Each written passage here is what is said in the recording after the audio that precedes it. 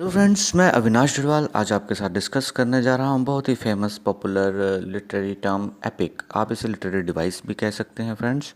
और एपिक जो है ये वर्ड डिराइव हुआ है एंशियंट ग्रीक एडजेक्टिव एपिकोस से, जिसका मीनिंग है पोएटिक स्टोरी। तो दोस्तों लिटरेचर में क्या है, एपिक को आप एक लॉन्ग नरेटिव पोएम कह सकते हैं। नरेटिव दोस्तों ये होता है कि एक रिपोर्ट होती है ऑफ रिलेटेड इवेंट्स जो कि प्रेजेंट की जाती है लिसनर और रीडर्स के सामने इन वर्ड्स अरेंज्ड। फॉर एग्जांपल कोई मीटिंग होती है तो उसके बाद जब उसका नरेटिव तैयार होता है तो वो क्या है, एक रिपोर्ट ऑफ रिलेटेड इवेंट्स है और उसे लिखित में पेश किया जाता है। तो that is narrative. And long narrative poem क्या हुई, एपिक।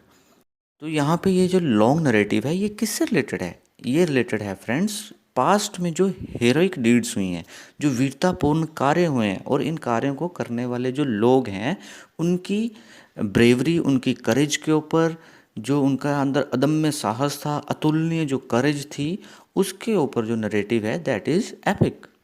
और इसका जो स्टाइल है दोस्तों, the way it is written, वो एक भव्य है, विशाल और सुंदर और महान शानदार स्टाइल है।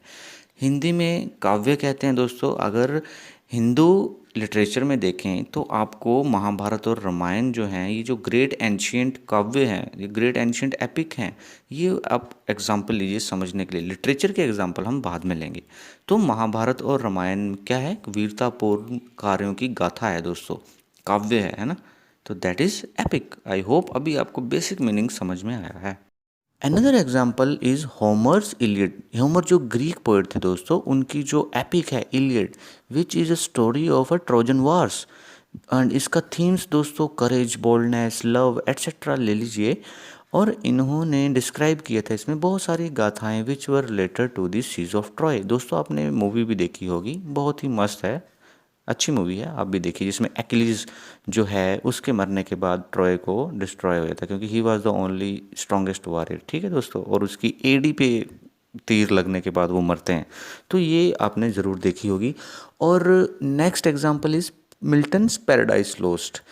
मिल्टन जी की पैराडाइज लोस्ट भी दोस्तों एक एपिक है। एंड ये इंग्लिश ओरिजिन के पोएट थे और इसमें उन्होंने बताया है कि जो सैटन है दोस्तों, जिसे डेमन कहते हैं, फॉलन एंजल कहते हैं, उनका जो हाईली कम्प्लेक्स करेक्टर है, जिनका वार विद गॉड चल रहा था, उनके बारे में बताया है। Adam and ewe fall from the garden of the Eden, ये सब चीज़ें दोस्तों उसमें उन्होंने बताया है पैराडाइज लॉस्ट में।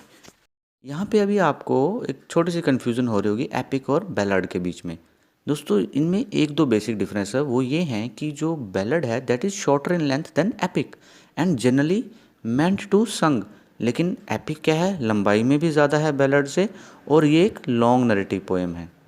और साथ ही जो स्टाइल यूज़ किया गया है, बैलड में होता है सिंपल लैंग्वेज, लेकिन epic demonstrate mastery in style, such as example ले लीजिए आप पैराडाइज लोस्ट। एपिक जो है बहुत ही प्राचीन फॉर्म है पोइट्री की, और एंशियंट समय में इसको यूज़ किया जाता था एंटरटेनमेंट के लिए भी।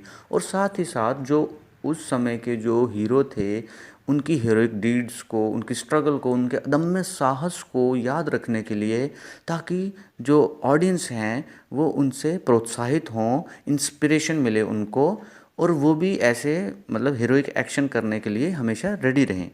और अंत में आप ये कह सकते हैं कि जो एपिक्स हैं they are the collection of historical events जो कि कॉमन हिस्ट्री बुक्स में रिकॉर्डेड नहीं है।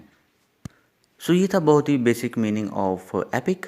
और दोस्तों आई होप आपको ये समझ में आया होगा। अच्छा लगा है तो please like, share, comment and subscribe. Thank you very much.